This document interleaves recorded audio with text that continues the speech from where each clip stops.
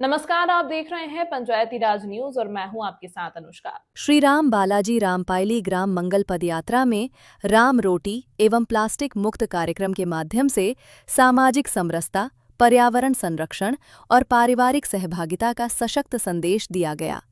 इस अवसर पर विशाल भंडारे का आयोजन किया गया, जिसमें 35,000 से अधिक भक्तों ने भोजन ग्रहण कर धर्म लाभ प्राप्त किया। कार्यक्रम में मुख्य रूप से शामिल हुए पूर्व मंत्री प्रदीप जायसवाल ने सपत्निक वारासिवनी सहित विभिन्न मार्गों से आ रही भक्तों की रैलियों का पुष्प वर्षा कर स्वागत किया। जय जय श्री राम के जयघोषों के बीच बिठली में गौ माता का पूजन कर गुड़ रोटी खिलाई गई, जिसे भक्तों ने विशेष पुण्य के रूप में स्वीकार किया। प्रातः 7 बजे से मोहगांव, वारासिवनी, लिंगमारा, घोटी आरंभा, भेंडारा, खैरलांजी, हथौड़ा, सावरी, रमरमा, महके पार, लाल बर्रा सहित अनेक क्षेत्रों से भक्तों की विशाल रैली पदयात्रा के रूप में रामपायली तीर्थ स्थल पहुंची। पूरे मार्ग में जयघोषों से वातावरण भक्तिमय बना रहा। मीडिया से चर्चा करते हुए गुड्डा भैया ने कहा कि यह अत्यंत प्रसन्नता का विषय है कि रामपायली तीर्थ को श्री राम वनपथ गमन सूची में शामिल किया गया है। इसके लिए विधानसभा स्तर तक प्रयास किए गए, जो सफल रहे। इससे क्षेत्र में विकास कार्यों को भी गति मिली है।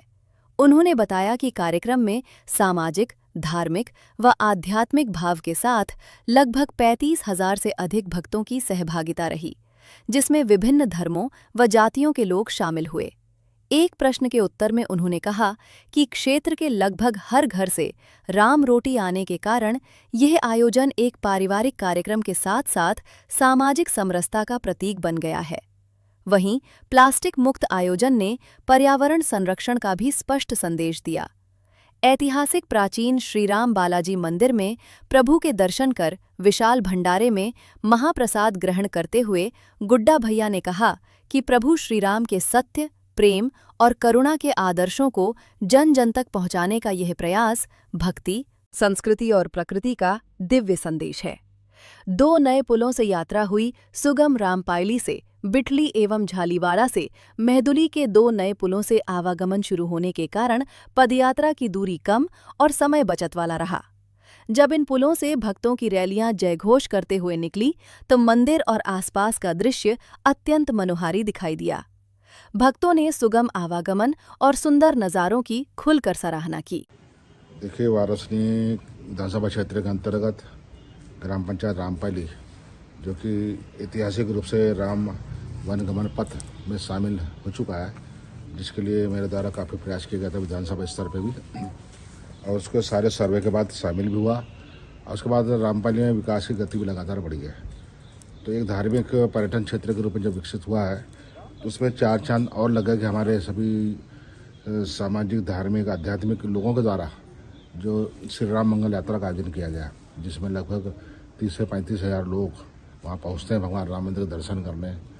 और बहुत बड़ा प्रसादी वितरण भंडारा भी होता है, जिसमें अलग अलग समाज के लोग आते हैं। और सबसे खास बात है इसमें जो राम रोटी है, अलग अलग जाति, अलग अलग धर्म के लोग वहाँ पर रोटियाँ भेजते हैं। तो इतनी सारी रोटी यहाँ पर आती है, जो सबको जब भंडारा प्रसादी वितरण होता है उसमें, तो एक सामाजिक समरसता का बहुत अच्छा एक संदेश जाता है। दूसरा, पर्यटन, इसको पर्यावरण के रूप में कहें तो वहाँ पर कोई भी चीज़ जो प्लास्टिक मुक्त कार्यक्रम पूरा है, इससे एक पर्यावरण में भी एक अच्छा संदेश आता है।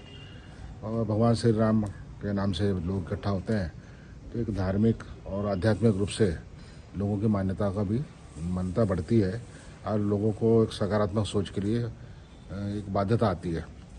तो भगवान राम का संदेश जो है जन जन तक पहुँचे, उनका रामराज का संदेश जन जन तक पहुँचे, तो इससे एक रामराज की जो कल्पना है वो साकार होने में या विश्व गुरु बनने के लिए हमारे जो प्रधानमंत्री नरेंद्र मोदी जी प्रयास कर रहे हैं, वो सारी चीज़ें जो है उसमें जुड़ती है। तो मैं आयोजकों को बधाई देता हूँ, और जितने भी लाखों की संख्या में, हज़ारों की संख्या में लोग पहुँचे, उनको भगवान श्री राम जी का आशीर्वाद प्राप्त हो, मैं ऐसी कामना करता हूँ।